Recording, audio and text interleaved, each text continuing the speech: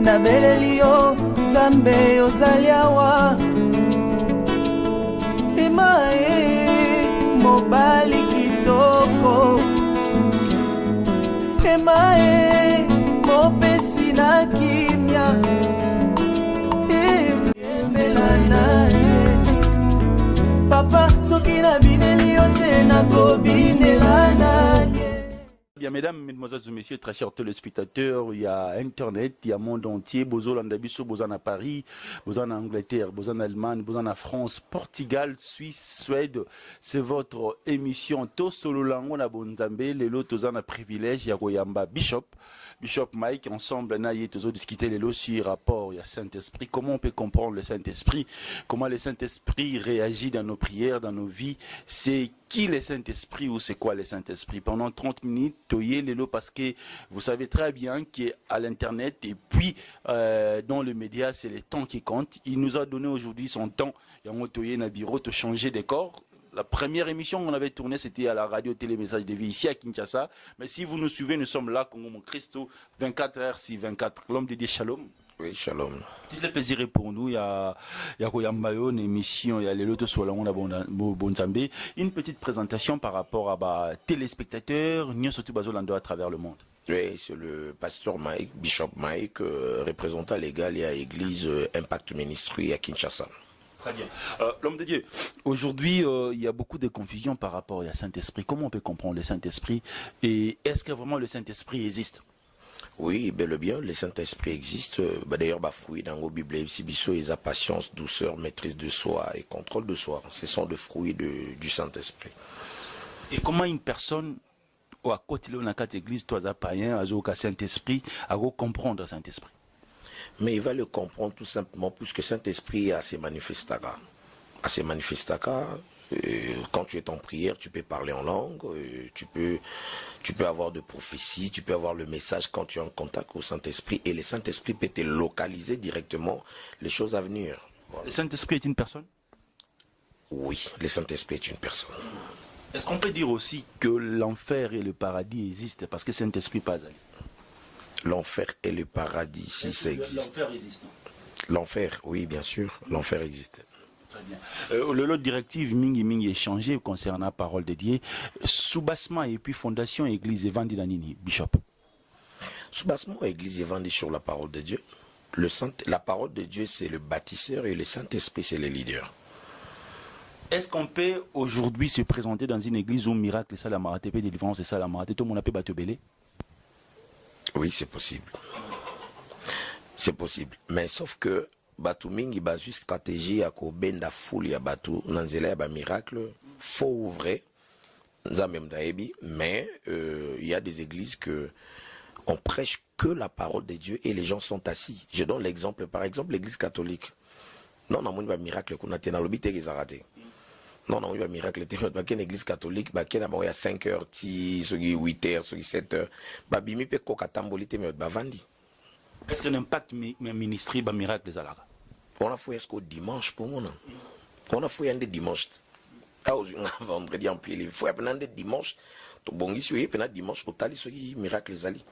Mais comment aujourd'hui on peut discerner le vrai et le faux miracle? Est-ce qu'il y a des signes qui montrent que nous sommes aujourd'hui autant de vrais et autant de faux miracles? Est-ce qu'il y a des signes qui montrent que miracle est solo topé aux lokuta? Oui, il y a les signes. Comme? Par exemple, ceux qui m'ont habité dans cette église, azaki koka, toi azaki aveugle, habité dans cette église, azao monate, ako mona na église, on a fait tika la on a libéré. Mais ce moto ba pied bon azay cop. Soit si cop na kate. Autant le point. Les miracles, na répondre à la question na yo, au doba qui faut na vrai. Il y a on appelle si précision. Sur les miracles solo, mutamona raté. A comment mona, il faut ça ni. Yo sous avec le mona sauté. OK na église mo au moni kuna osani. Moi je crois qu'il faut tika la kuna église hein. Mais so ba moni mutazaki avec l'église wana. Abiki mais après quelque temps ba moni sauté. Ce quoi avec la wake. Pour yo mona te comme cause à avec la facilité. Au mona raté moni. Donc ceux qui montent papier qui est bon bah bien mis à cause de aveugle. Donc après quelque temps on est sous terre pour papier qui est bon. Assis si Moussa n'a qu'un. Est-ce que les cires naturelles existent, Bishop? Oui, ça existe. Ça existe. Mais par rapport à miracle to zomona lelo oyo Thomson azo manando to mutu oyo ligoro do manando to mutu. Est-ce que zo bangi sabi sauter na kati église lelo? Oh. Bah Thomson na Kinshasa? Oui, oui. Pour ne pas citer peut-être comme l'église, peut-être dans le ministère Amen. Tant que monde Léopold, apôtre Léopold Mutombazo Théa. Il y a des démonstrations on a vu pasteur Mayemba Zolo Bakenon, les cires naturelles. Au monde qui non, qui m'a qui finta kabena, poisson bimi l'église, scandale et salami. Ce sont des histoires vraies ou fausses, selon Bishop Mike. Bon. To limité nzambete, hein. To limité nzambe neni. Apôtre Léopold Mutomboza Moussa Nzambe munene na mboka na biso. Alors o mbisi bimi mutu, ligoro de bimi mutu. Parce que bat ba omona ke goza la te. Te goza la te c'est impossible. On a image biso ba chrétien zo mona ngo. Oh toi na kondima peut-être muki parce que yo lobi to limité nzambe te. Ya on a zotuna. Donc soki magicien a betu be pa nguma bimi wana normal. Donc magicien quand même d'ako bimisa nguma ko bimisa nyoka ko bimisa serpent. Donc nzamba ko sala ngote Dieu est au-dessus de toute chose. Pona ngai soki ba bondeli pona mutu ba manifestation na bimi na monyo ngeza normal. Dans le sens que tokoki ko limiter nzambe te. Dieu est au-dessus de tout. Mais vous posez la question moi bien fona luka potre mutu mona me ko tuna ye. Pona Bible to monya honte. Mais Bible ngo lobi ke bo sala ba miracle plus que nga. Donc c'est tout à fait normal. Miracle gosa ma plus que même wana. Pour y mo mtaye ki exception que to ça ba miracle plus que ça. Pour ba te bile ba zo juger nga lokwa na kuta na apôtre Mutombote na solo na ina no te na me ko tuna ye. C'est parmi des exemples to pesi. Et on a lobby nga na préféré au lieu que na pe sa réponse mbala moko pour na Bible zati. Très bien. 089 00 60 149 donc plus 243 89 00 60 149. Vous avez tous en direct en République démocratique du Congo, capitale Kinshasa. Tous en bureau et à prophète Mike Naye tous discuter concernant l'actualité sur le plan église. Tout le Saint-Esprit, alors le Saint-Esprit existe et puis tous le miracle, le miracle la vraie pesali. Atao tous mon alelo batu bazon di malangote tondi mela oyo batu bazo sala na kati église parce que comme voyez sunde et l'équipe a surprise, l'homme de Dieu, le haut on a huile d'olive. Tu as posé sur huile d'olive, pardon. Tu as l'action à téléspectateur. Parce que là, il y aura des tic au tac. Oui. Tu as l'homme de Dieu, huile d'olive, yango, extra huile d'olive. Quand est-ce que la Bible nous parle, l'homme de Dieu? Est-ce qu'il y a des versets bibliques qui nous imposent, nous les chrétiens, de utiliser huile d'olive? Et comment on peut utiliser l'huile d'olive et son importance dans le ministère? Aujourd'hui, la question est huile d'olive au coutil na bureau n'a pas importance dans la Bible. La Bible. N'engana zonga mo mukina ebite tamso ko bosa na poza mutu. Tango tu nanga likambo ya ba miracle wana zo sala mambise bimi ligorodo e kota ndeni. E kota na molimo après e bimi na nzoto. Question n'engana ba pena bien. C'est bon. Miracle tout le monde a le que mbise bimi na nzoto mutu. Oh ligorodo bimi na nzoto. Mbise nga otambola pena. Otambola pena boy. Otambola pena boy. Abimi na lokolo. Otambola. Parce que le comment nzambe to limiter en mode. Te ngana tu naga pour la précision. Nga sina loba ke to limiter nzambe te. Mbisa bo moy. Oui, ligoro le pas comment. Ah d'accord. Oui. Obi to ko ke na zo na église zona ba maguba ba mbise mebele to za sona ba proma ba poisson terre. Très bien. Mais problème nanga saka que to limiter nzambe ndete. Merci l'homme. Ah donc voilà. Pour la sagesse biblique. Oui. On a zo lingao. On expliquer ba ton importance la Bible, le Bible les a déviés. Dieu n'a pas promis, tout le monde dit le livre. Tu passes exemple à huile livre parce que tu coûtes dans le bureau à Moussa Nzambe. Bon d'accord, Bible lobby na biso que si quelqu'un entre vous est malade, qu'il prend l'huile, qu'il implique sur le malade et les malades seront guéris. Donc c'est biblique. Na sala ngo juste somme tazobe la nzamba a touché motema nanga nazo huile na bonde la pona na ko bonde la ndenge Bible lobby. Voilà. À quel moment on peut utiliser l'huile d'olive? On peut utiliser huile d'olive kaka soki bato baza sur le besoin, c'est-à-dire mutaza malade. Bible nde lobi que so mutaza malade azobela amona ba ancien bazwa huile ba bonde ba mpaka elingomba ba bonde la pona obika. C'est tout. La Bible nous existe aussi, tout ça l'huile d'olive. Les obligations bibliques. Ça vient de l'écriture. Très bien. Maintenant, le pratique sur le plan prophétique. À chaque moment, besoin d'impliquer sur l'huile d'olive. À chaque moment, besoin d'utiliser la démonstration sur le plan spirituel. Il y a est-ce que c'est biblique aussi? Service mine comme ça dans la église na mungu yo be église ngo oui tout le temps preuve on tout nos questions yo no tout no be église ngo église ngo ko OK pas prophète bois apesi mungu aboka on a mai sukola yango kwa on a porte ndaku utiliser yango na biloko kolia to avo bibo sukola na mai bon mungu nga na boya ngote parce que mungu ndenge zawana na livre na biso ya 2 rois chapitre 2 verset 19 mosakoli ville wana ezaki tellement ya kokauka batonga kitoko mema ezai bololo. Alors prophète Elisa senga ki ba il a un plan neuf, ba il a sanimo ya sika et puis na mungwa ba no boka on a source. Ba boka on a source comme ça, so ba boka na source mai wana ekoma bien zaki mboka o Jericho. Donc ba sela ki mungwa. Bon voilà na ebite ce sens ni ba sela ngo. Ne question na linga na yeba. Sans ngweza nini? Les habitudes à sela ngo tout le temps ou bien ezaka pesi directive. Tant si ko ngane na za chrétien na oui. Il y a Bishop Mike. Sur le plan pratique, oui. Parole, la prière. Oui, la parole, la prière. Huile d'olive, tu as mon opération. Huile d'olive n'a pas déjà nécessité dans mon habit. Huile d'olive, somme tazo bela. Pas bien que non, ça dépend aussi. Moutoumsoa rose a peut-être à posséder. À posséder, c'est une maladie. Parce que maladie, on a masse ou bien malaria, bien je sais pas, ou bien cancer. Tout ça, à posséder, c'est une maladie spirituelle. Donc je peux prendre aussi l'huile, n'a pas imposé. Très bien. L'homme de Totti, il a 6 minutes. Au tala, de qu'on a besoin de diaspora, bazali banda, bazali n'a pas ça le loté pendant 7 ou 8 minutes sur la parole de Dieu, n'importe quel thème, mais on a beaucoup de temps à l'édifier. N'engé vision et la chaîne, les amis. Ok. Oui. Son micro. Merci beaucoup. Ce qui n'a pas eu qu'au Pessabanderonion soit diaspora, mbote d'abord na combo à Christ et Jésus, ngai pasteur Mike Matata, dans la commune Yakalamu, quartier Matongi, avenue Vista numéro 40. Problème n'engeza que na temps de la fin obsoto commis, toza plus n'a besoin à parole que ba miracle. Pourquoi? Parce que to yebi ke le bananzambe za absolu. Le bananzambe ici la ndengo poser nga question e bandeli.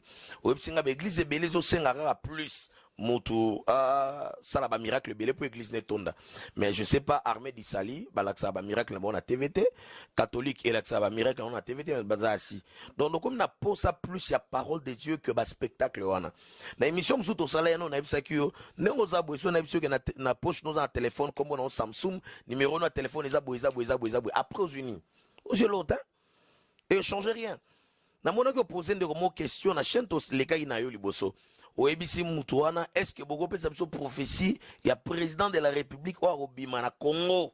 Le 23 décembre. Sauf nous a prophète au Pessabiso, précision à prophète au Bimana Congo. Président au Bimana Congo. Topé sa prophétie. On a net maramone talingate. Ngana prophète, ngana pour maramone. Maramane talingate, maramane taliba politicien. Mboka na biso so esenge bonga, eko bonga depuis longtemps. Et ça ba politicien na biso ba lingi ko bongisa mboka te. Ba voyageur. Bakenda ba mona ba métro te. Eza manque ya volonté. Il y a ba politicien mboka na biso ba lingi na bango te mboka bonga. C'est tout. Ce qui na biso ba ba dirigeant moko responsable. Au mona ke mboka bonga. Rien à voir avec les choses spirituelles. Biso to na charge ko le ba chef de l'état, ko le ba ministre. Amen. Ba pasteur nyonso, ba prophète nyonso to mona ba côté na ba députation ba genda lugani. Majorité kuna eza place d'abord, place d'assises. Eza 500 sièges. Yoza député, yoza pasteur. A tous la vérité. Kuna zaga qui sont pour, qui sont contre. Si ko yoza yomoka to la vérité na yoka. Ogenda lukala. Kuna na politique, tous les coups sont permis. Maintenant mamanza meza bongote. Est-ce que mamanza me peut tambola na bien matériel? Mamanza oui, bien sûr, mais chrono c'est bien matériel. Oui. Finance alors. Oh, mais exactement. Est-ce que pour bâtir une église, Bon, racine tout ça, les missions, ils ont fait les. pour bâtir une église, Racine tout ça, les missions, ils ont fait les. malheureusement, on a maintenant. Ah, merci, ok. Pour bâtir une église, et aussi la force dans le moyen. Beaucoup d'argent, surtout aujourd'hui, beaucoup d'argent. Moi, qui les a na vitesse à Nyon, pour un ibisoté. Pour un ibisoté. Na leki na émission na pour nani. Pour battre mon na ça matériel. Voilà, c'est un peu ça. Les partenaires sont très importants dans la Très important. Jésus a tambola et pas batunyo sauté oyo atea sango malamu. Ayaki pona batunyo so makena na banda ko na bangote. Tala mutaliboso ke na nda ko ne Zaché. Zaché aki n'importe qui te. Amen. Zaché aki mutu papa mbate. Batunyo so bazaye pembe ne yeso atala bangote. Atali munanzeta atali ya identifier mutu aza mutambongo. Bien kazo abamone na ninga mafia. Mabi Zaché na wala la pana. Tout le monde a déclaré. Abi Seigneur, mais batu musu baza awa nde baza awa babanga nzambe makasi mutu wana zesco. Afuta biso ba taxi ya l'état, ali biso bambongo. Mais Christ a poni. Pourquoi? A pona qui est parce que avec représenter tel rôle batu nyonso. Il n'était pas n'importe qui. Donc c'est un peu ça. Azala qui n'importe qui te. Donc Jésus-Christ a yaki pona batu nyonso, makende na bandaka batu tuté. Très bien. Parce que l'essentiel est déjà là, tu sens parole les alliés. Oui. L'homme dit importance, il y a dîme et puis offrande. Importance, il y a dîme et offrande. Yeah. Et ça vraiment, c'est un mot très important. Oui, offrande, et ça signe à reconnaître oyo nzamba zapona yo. So to senga offrande, cela ne veut pas dire que to senga offrande pour toi n'ango kaka besoin. To senga offrande, to Bible sengi na mondimi apes offrande pour na propre bénédiction. Et ça signe à reconnaissance na yo liboso créateur. C'est ça l'importance de l'offrande. Importance ya dim ezanini. Christ tango akiti na sena moi apesaki batu misatu biloko. Apesi yo 5, o apesi 3, o apesi 2 moko. O kuna apesi 5 et comme 10, o apesi 3 et comme 6. O apesi moko habité so za kanda. Tala kanda panze bilo na temple na boba problème. Alors ngana zio ngona kundi ngona mabele. Christ tanga zongi na ba serviteur. Oya liboso ye apesi ezaki 5 et comme 10. O kuna ezaki 3 et comme 6. Aya na oya moko akundoli mabele bi tata eloko no yango yo. Yo akakanda na boba problème. Na bungisi yango te yango yo comme ça zo eloko na yo. Yeso epse mosali mabe. Falaki o chango ata na banque po ebota. Ok? Abi fako chango ata na banque ça nini? Ebota. C'est-à-dire dim ezali moko na zomi na yo. Quand tu travailles na suer ya front na yo, tout ce que tu as possédé, au nyoso yozui, l'on a un dixième. Aujourd'hui, $100 au PC $10 et salon. Aujourd'hui, $10 au PC $1. Importance dans les années. Et la source na yosko ya bénédiction et commandé yango. Est-ce que nos pasteurs aujourd'hui peuvent pas ça dire? Ndesiko problème yango wana. Ba pasteur belé ba pia ka dimte. O biso to benga yango dim de dim. Ndenga na zaboye. Na bishop Mike. Oui. Est-ce que Bishop Mike appelle ça dim pas tata mon? Na pia ka dim pas tata nanga. Ngana bota maga boye te ba bota mon pepete. Non bi maga boye non pepe zakate. Ngana tata nanga iti. Yo bota ma sa tata. Mutu nyonso na vie ana tata na ye. Ya ba benga ngo dim de dim. Bandimi oya nzambe oyo ngana zo encadrer nazo kamba. Soki ba pesi ngai dim. Na kati ya dim wana na kolongola dim oya ngai. Na zu yango na kiko pesa na tienne enveloppe na kiko pesa un pasteur oya ngai. Pour pasteur pas na pasteur na ye. Pasteur na nga na pas na pasteur na ye. Donc ba benga ngo dim de dim. Il faut. Mais na ebité ba misuso ba sa la ngo. Voilà. Un numéro de contact par rapport à tous ces gens qui nous ont suivis à partir de l'étranger. Et puis un mot fort par rapport à ministère où on dit Mbappé. Impact ministry na bandi yango na 4 ans. Na okanisa na ba émission mususu to ya tout la ba CD au mona penza tano bi 4 ans awa na lobe on deka ko loba. C'est facile. Il y a au côté dans le monde, il y a comment dirais-je d'adhérer dans le ministère lorsqu'on est en congé. C'est très difficile. Quels sont les obstacles au bino ba gêne beaucoup dans beaucoup de ministère? D'abord, succès, Maramanzambe a un succès au Saranate, les Maramunyoso. Maramanzambe. Et l'autre obstacle, tout le monde liboso, et ça que, bah, vieux bazali boso, tant yo ça succès, bah, lingote, pe, bah, ndimote, bah, otanga. O, bah, o reconnaître grâce aux akatnayo, bah, ndimio, pe, bah, adopter, bah, vandisio. Mais minge bele so, bah, monika ozo chabango panzi likolo. Or, et l'autre, nyoso yana tango, pe, atambo, mais en saison. Donc ngai na mutu na ndimete ba jeune pasteur bazali lelo yo na mboka na Kinshasa na ebe ba misi ba misu ba yembe pa na ngai lelo za pasteur so na pesi image omona yemba pa nanga a pasteur musuna yebaki aza saper na poto azola taneka bilamba pour fatiti la kin pasteur mais togo pekisa mutako ma pasteur te mais pour mes aga nini eza so ko tango trop jeune et à moi pas si son nzamba songi yote so ko tona loyengo zo sida facile puisque minga batonda na église ba fi wana so mona kitoko ba obrier ngana pesa barema ngana zu magama nzambe bo mwana na lokotona na balabala te ba fi nyoso mona kitoko surtout pasteur sono abaliti ba fi nyoso mona kitoko ba ye wana batanda na bite bango nyonso mais la plupart so landeli bango bien ayo luka libala so ayo luka libala te a malade yo yeba to landika kitoko wana zu sida eza obstacle makasi ego suksa vie na yo ce n'est pas parce qu'on prêche la parole de Dieu nous sida te anzo to ebanga colonel te soldat te généraux te au pasteur au sango sida so côté koti et puis le salaire du péché c'est la mort premier obstacle yango wana deuxième obstacle eza so mutu akomi na mbongo akomaka très orgueilleux apeke matier a on dit masuba grand terre dit masuba mikolo te reconnaissance ezata combien poli poisson mi voiture biso soma gangwa kala na tongo si to soma ba voiture bilo wana to bien za ba bilo pamba yo le kana mokili et loko mi satu eza nini eza leadership c'est-à-dire mutu so abimi na lelo akomo mono ndire aleki ba vie nyonso pa osala plein mais ba comprendre te nzambe malamu te banda masolo plein na mboko so talisiko na église nyonso eza na Kinshasa église o eza na plein makasi et église mususu o na otanga ta musu kombote pour na la publicité na bangote ya kombo Christ nde c'est-à-dire faut pas comprendre qu'il y a chaque époque il y a un temps il y a un temps pour Haïdi na bala il y avait un temps pour na papa Nkelani tamoge kiti pasteur Coutuno bazui bango kutu bazui grâce parce que pasteur Coutuno ti lelo normal a boujata kitata matata zakaka place azali ba pasteur ebele ba yaki ba plein na ba stade ba sala ngo soute pour le so ameke esimba soute c'est-à-dire ba kaboli bandimi époque peut changer très important échanger ka makasi yo kanisi frère na biso fali ningeza wana succès na ngona ba vie mususu ya kala wana ya ndé monte na tangi comme on pona ni ya te poza na succès ezaka que babu ka bishop Mike te hein olobi babu ka bishop Mike babu hanga ndeni a lancé comme on la chanson là il avait ma bête il avait péché soka boake kombo nanga na nzembo na soka autant comme on est pour boire go la chanson là été oh on peut faire exemple na lobi banzembo na bito ba boaka ba pasteur na kata banzembo esarani eza on le sumuté te na lobi te eza lisumu na bi esala nini na bi na temps oyo frère na ototanga kombo fali ipupa di cap na sengi elokote mais atotuni mwana muke akobiso ga ebite ba succès azwaki na ba vie wendo ndé mote yo on peut ça na makamata mais bon mais eza bongo partout eza bongo eza nengo wana bishop Mike bandi ministère na 4 ans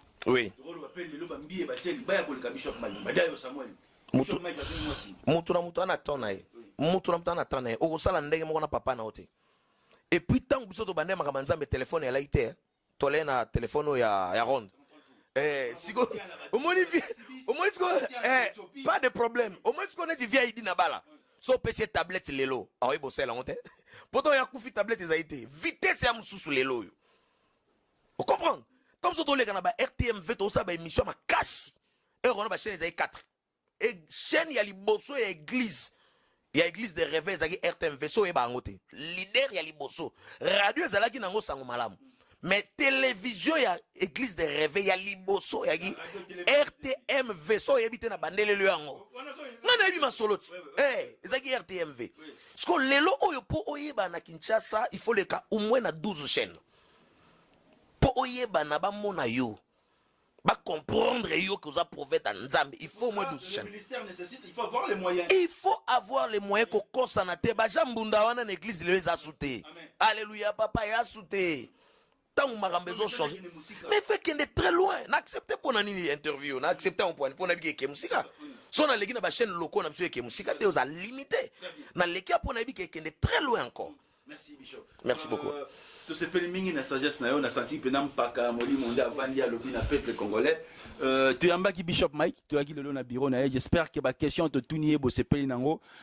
Chaque semaine to banolinga kozongela papa aza jeune comme biso mena molimo peut-être a bien mani ministère na 4 ans. Donc yo air wana PM so zaina boîte de nuit, ozaina bar mais ya concentra ki vinaye na makambo nzambe un numéro de contact et puis un mot de la fin par rapport à l'émission.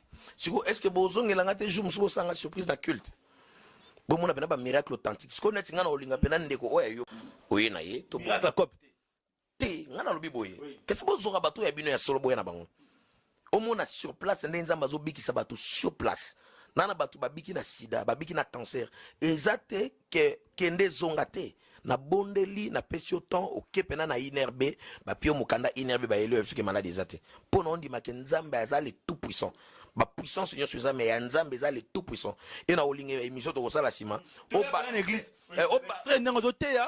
démonstration exact mais obalance mpe baimage ya baémission na ngai ya kala omona pena ntango naloba 4 ans wana omoni pena mwana mwa mokuse boye atelemi na nzela balabala nyonso ekangami bamituka etelemi baolanda mateya ya l'improvise azwelango invitation taoleka kaka amoni mwa moke mokuse aoteya bamati likwa mesa batondi nzela ekangami baoteya ni évangile nde lo nalingi sikoyo okobalancele bandeko bamona mpo bacomprendre esika nini touti esika nini tokomi mpe esika nini tokende. Très bien, un numéro de contact. 090 33 12 744 090 33 12 744. Le petit maman plus 243 parce que toi on a Congo Kinshasa. Voilà. En tout cas, c'est la numéro moro. WhatsApp, Makamutura wana. Très bien. C'est le Bishop Mike. Ensemble, naïe to discuter Makambo Bino Boyoki. Plus 243 89 00 60 149. Aux en Hongrie, en États-Unis, na Canada, na Paris, na Suisse, na Suède, na Pologne, na Portugal, na Hongrie, na Argentine, na Colombie, na Colombie, na Kinshasa. Au Bengibiso à travers l'émission de Zosala na Congo Mo Christo. Betika www.congomocristo TV. Wana ozubiso na YouTube na site na biso email beti www.congomocristo gmail @ nyonso wana to ozana kati wana page 089 Orao Telecom na dadi na biso papa Alpha azana Irlande yende azos coacher biso à partir akuna ba mission nyonso to sala awa bozo monango ba question na bino ba réponse na bino par rapport à ba réponse à ba invité nyonso komela biso na page na biso à Facebook toko répondre bino. Merci et restez scotché. Ciao.